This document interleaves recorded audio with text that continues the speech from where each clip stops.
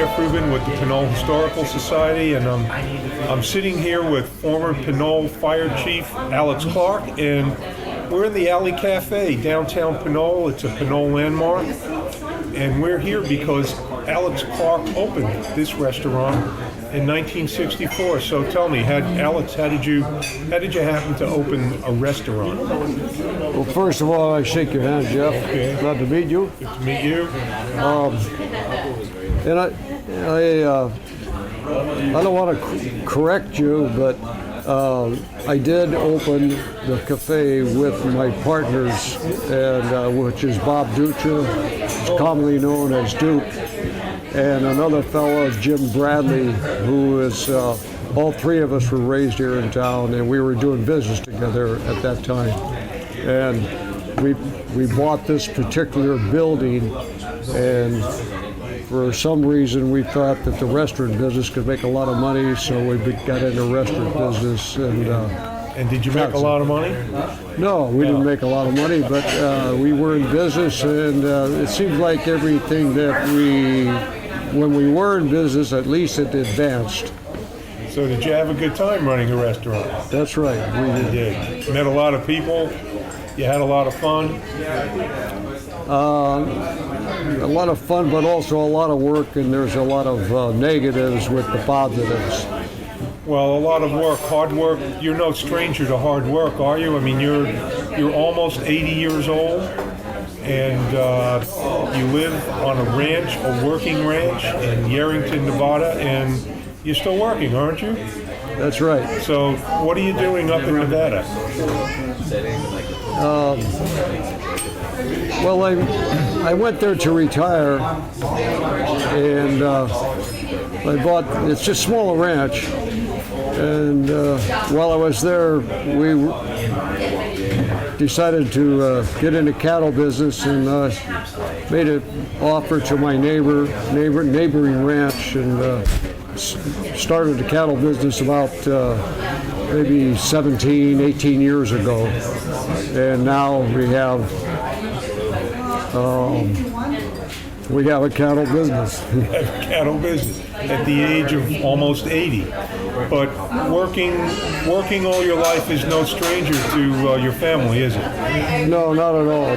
My whole family, my two brothers have passed on now, but I think both of them worked up until they were gone.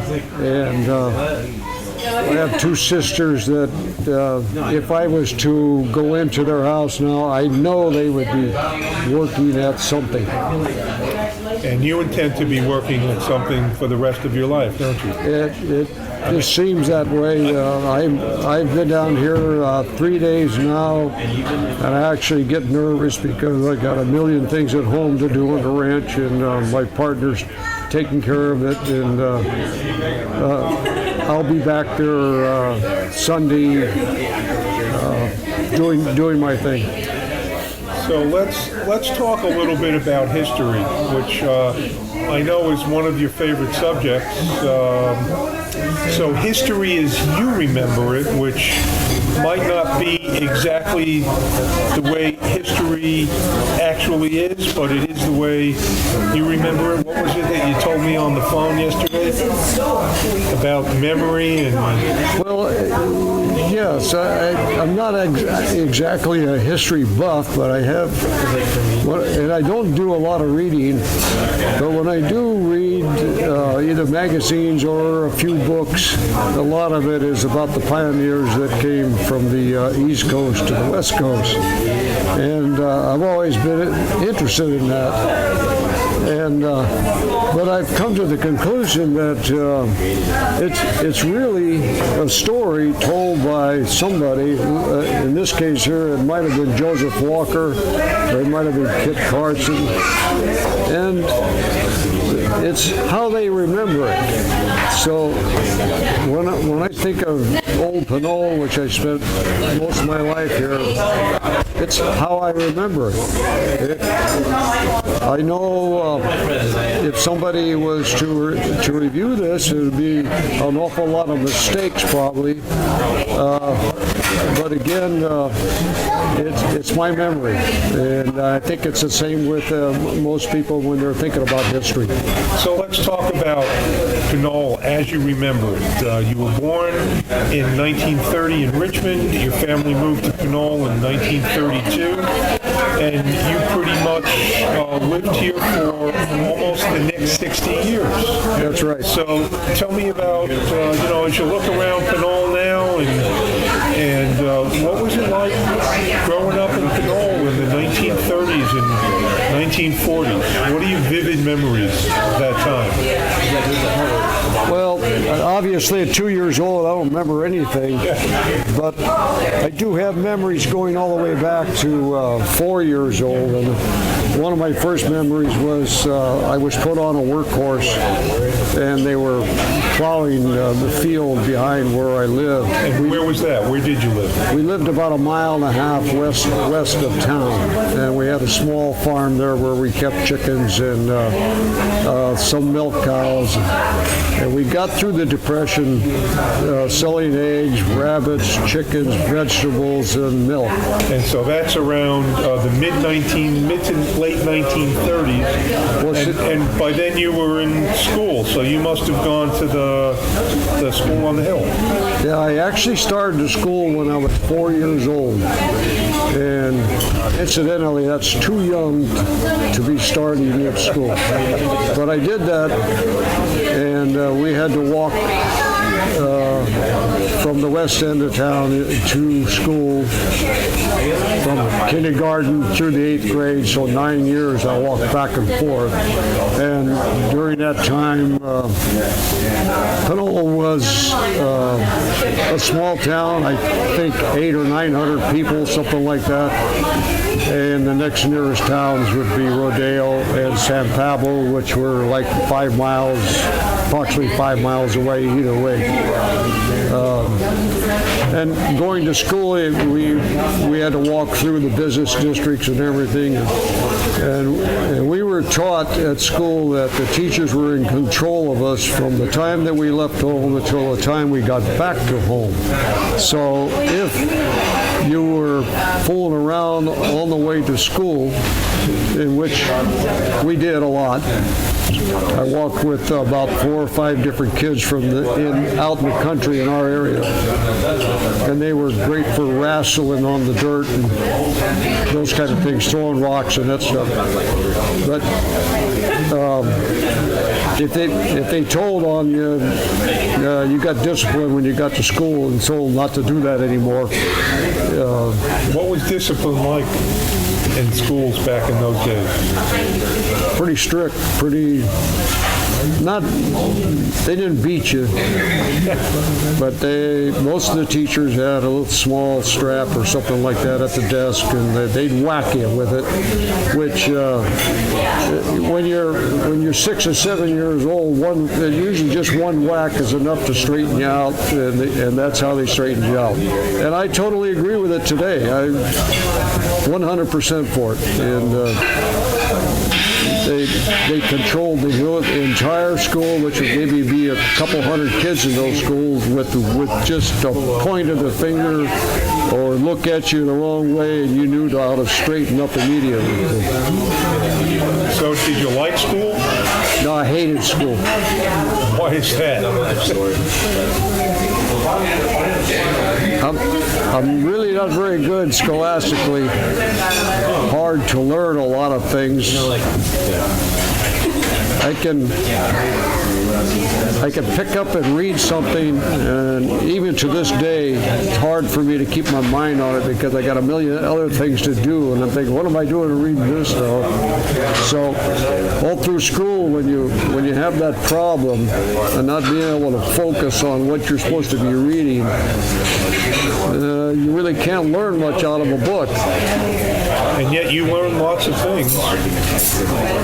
So yes, most of it's self-taught or from working for other folk? Learned an awful lot by self-teaching, doing things or watching other people, how they did it, and then copy it. So after the Pinole Hercules School,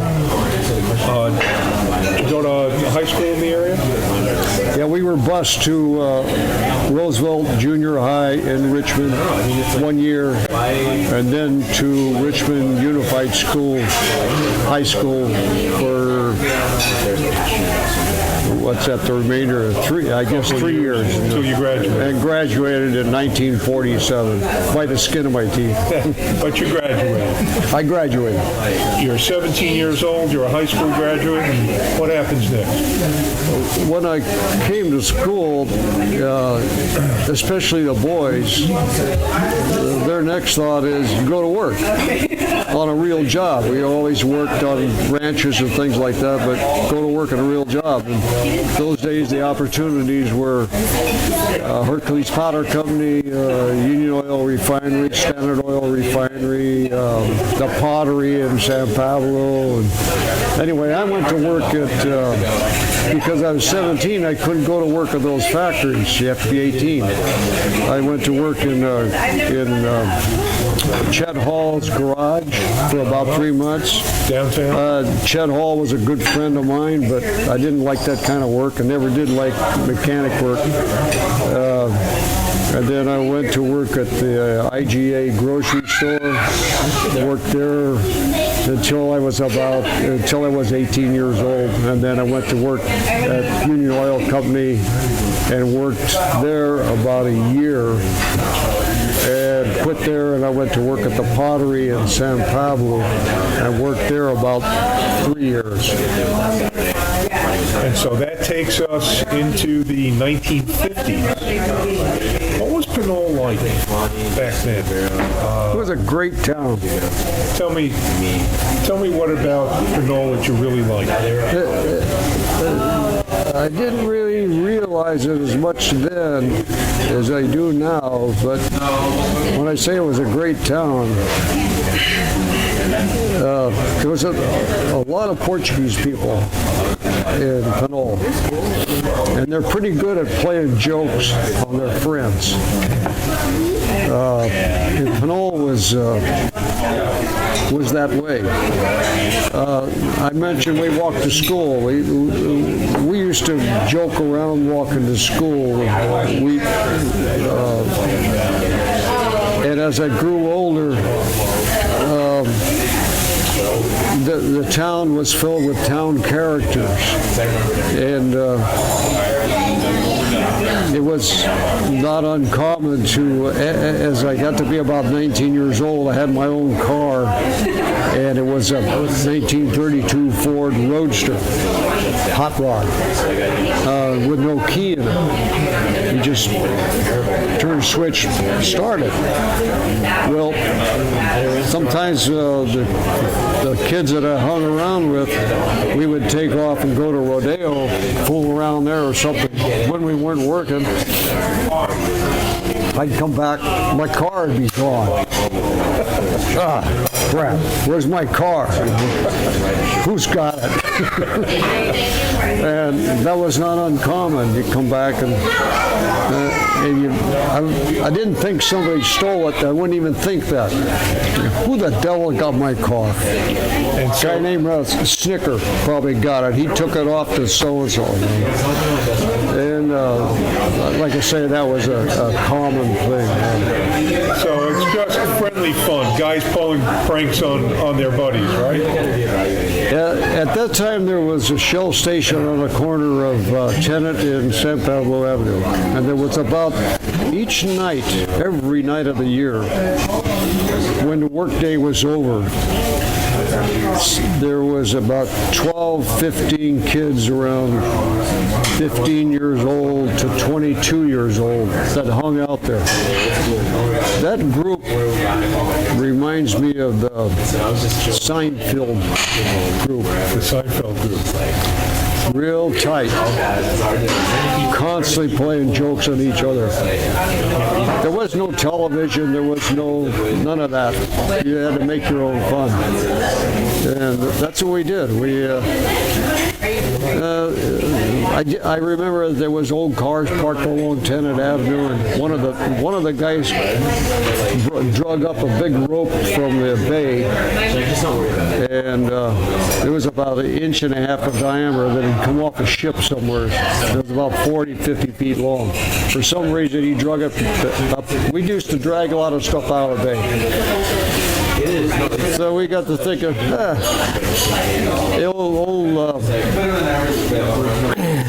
I'm trying to think of some,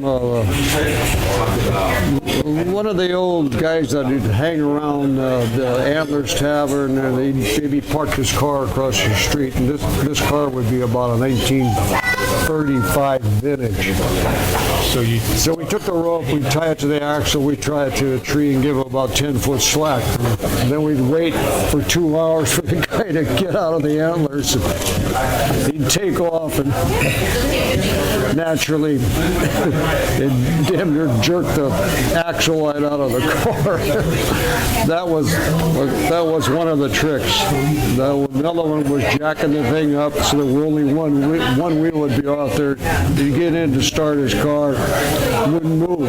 We'd all be out there laughing. Another one was in those days that you could go to maybe like Richmond. They had a joke store there, and you could buy different things. We could buy these bombs that they put on the car, and all you had to do was attach it to a spark plug and then ground it somewhere. And they get in and start it. I mean, that thing would blow up and smoke would come out of the engine compartment, scare the living daylights out of the guy in the car. And that was a real common one.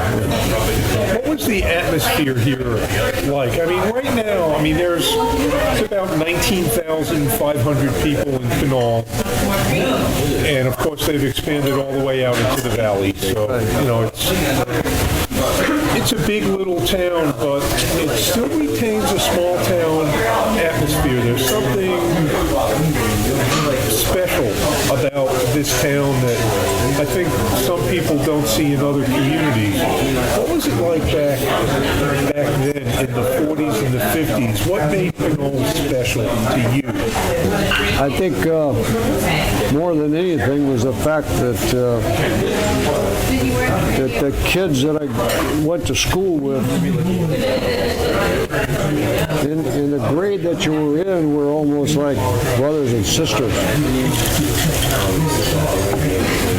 There was 2 or 3 Mexican kids, there was Portuguese kids, there was Italian kids.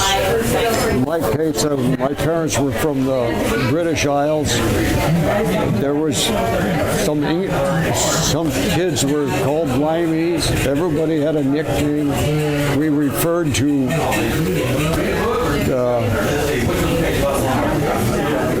he's a Portuguese, or he's a Dago.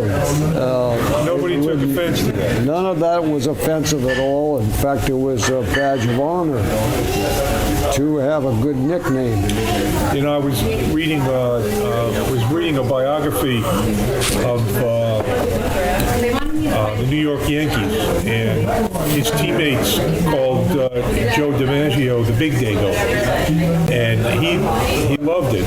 That was, everybody had a nickname, and it was either related to their cultural heritage or some odd way that they looked, something like that. Usually something that would tease them, and yet it engendered a feeling of community because you sort of felt that you belonged when you had a nickname. That's true. Yeah. And the only people that didn't have nicknames were people that were probably not liked as much as the other group. And Joe DiMaggio, I know the name very, very well. There was a DiMaggio, one of Joe's cousins lived in Pinal, and I remember that cousin very well. He lived close to where I lived. So, some of these friends of yours from the school became lifelong friends, right? Particularly Bob Dutra. Who else in that crowd that just became lifelong friends of yours? I think today's a good example. I walked in the restaurant there and ran into about 4 or 5 people that I know from Pinole. They did not go back into the 30s and the 40s, but these friends of mine that I ran in here today went back 30 years ago. And it was great to see them. They all greeted me when I walked in the door. If I walk across town here 3 or 4 blocks, it wouldn't shock me if I run into one of my friends that's still alive today. Of course, some of them are gone because I'm an old man. Well, at 80 years old, your friends start disappearing. They die off. But yeah, if I ran into like Henry Gallart, he's a lifelong friend. We would start talking about the old days. And so Bob Dutra is still alive? Bob Dutra is still alive. He lives about 3 blocks from here. And so tell me about your friendship with him and your business relationship with him. You own some businesses with him in your career, so tell me a little bit about that. Yeah, Bob's nickname is Duke, and that's how I know him and refer to him. Let me go back just a little bit. When I mentioned the name Henry Gallart, his nickname was Gish. Gish? Gish. I don't even know what that means. Is it some Portuguese name of some type, probably, you know. But anyway, Bob Dutra's nickname is Duke, and yeah, he and I went through the school together. We were not in the same class, so we weren't that close of friends because of the age difference. I'm maybe 2 or 3 years older than he is. And but as we wound up on the street corner of the Shell station, then the age deal was wiped out.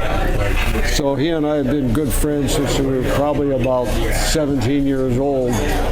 And at that time, as I got a little bit older, I lived on San Pablo Avenue, and I was married to my first wife at that time with my 2 children, and I lived across the street from where the administrative offices are now. Well, I used to frequently walk down to Tenet Avenue, which is only a block away, and Bob Dutra and another fellow named Harold Nelson was wrecking the buildings across from the Alley Cafe. And This is the picture that we have in the book, isn't it? Yeah, that's right. Yeah, that's right.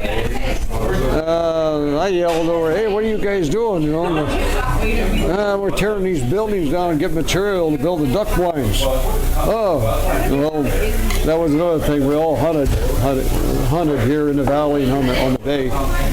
And in those days, kids carried 12-gauge shotguns through town all the time, and they'd be 10, 12 years old. Nobody paid attention to them. Everybody knew they were going to the bay to shoot ducks. Anyway, back up. I said, I went over there and started helping them, and that was virtually the first time that we really got together and done some actual work together. And if I remember this right, we stacked up some material there, and somebody come along and wanted to buy it. We said, yeah. None of us really had any money in our pockets, maybe 35 cents or something like that. And so we sold that material. Tell me about your career in the fire department. How did you get interested in that, and how did you get to be fire chief? How did you get to have a room named after you?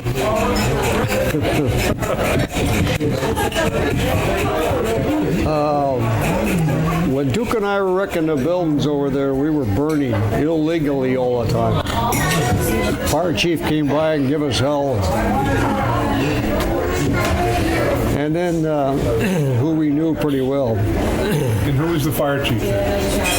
His name was Pepper Martin. Great guy. He also was raised in town. Anyway, because of that, we decided that he asked us to join the volunteers. We joined the volunteers. And through the training, we started training and became interested in it. And then the city decided they're going to hire some new firefighters. Hire some firefighters. They were all volunteers.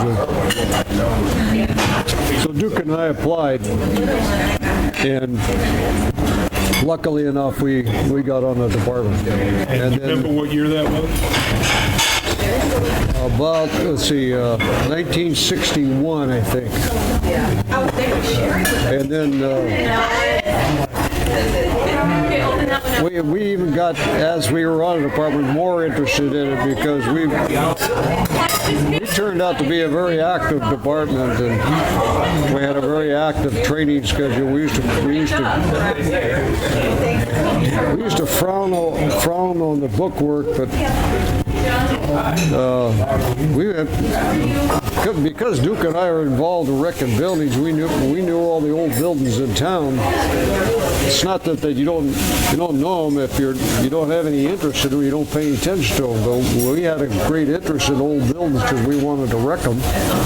So we'd say, we're going to wreck that building over there in the next month.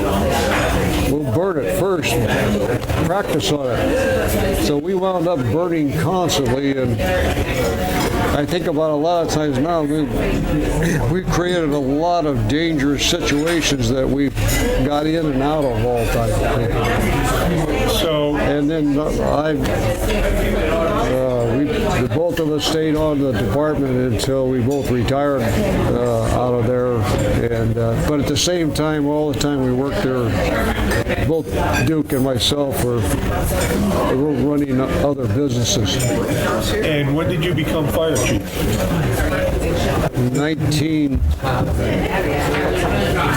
I think around 1976. And you were fire chief until you retired?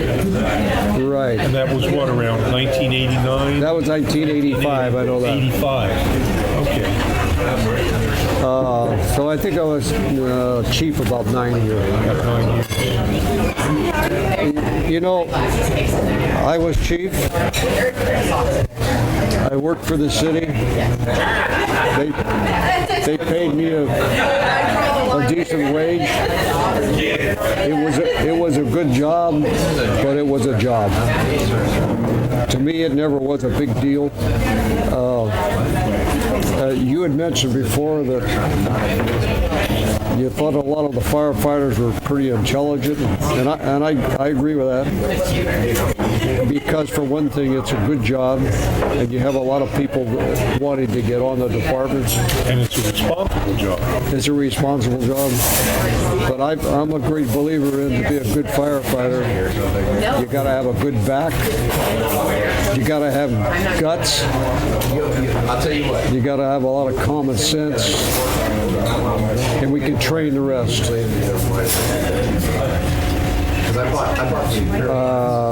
I don't really believe it's rocket science. Yeah.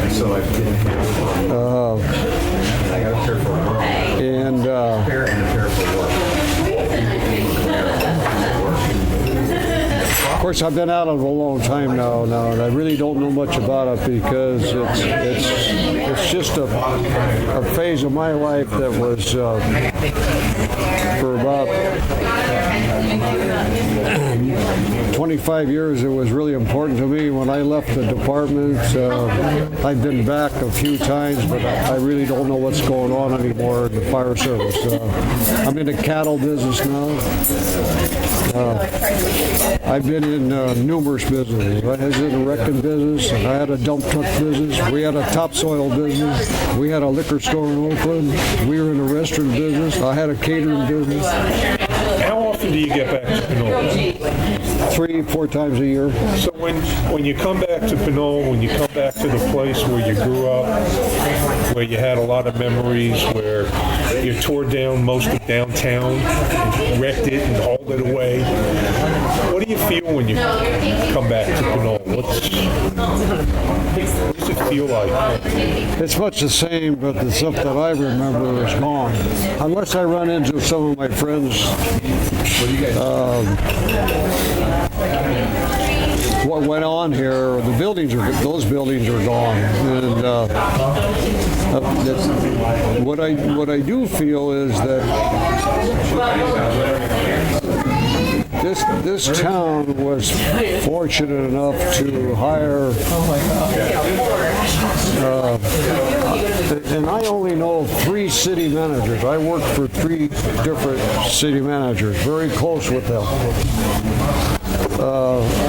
I don't know much about the city manager today, so I don't know if that's good or bad. I don't know about it. But the previous 3 city managers that I knew done a very good job. A city manager in a city is probably the top person. That person works for the mayor, works for the council. But they have a lot of strong direction. And they can mold the council, and they can mold the people. The first city manager's name was Ed Wallenberg. Then there was a fellow named Mike Fuson. The last one that I worked for was Don Bradley. Don Bradley was here a long time. Yes. Those 3, I'm sure, wondered how in the world I was in this fire department when I first went to work with them. But when I left, those 3 were my personal friends. They done good work. They set some of the things, the foundations for this town that they have today. Prime example would be up there on the Appian Way, the big shopping center over there. And I remember that when it was a cow pasture and talking about how they were going to buy it and everything. There was a lot of serious problems in buying that piece of property. That part I see has really helped this town. When you come back here, even though a lot of the Pinole from your youth is gone, are the memories still there? Yeah, my memories are good, very good, and lots of good people I meet here. I'm sitting in this little restaurant here, and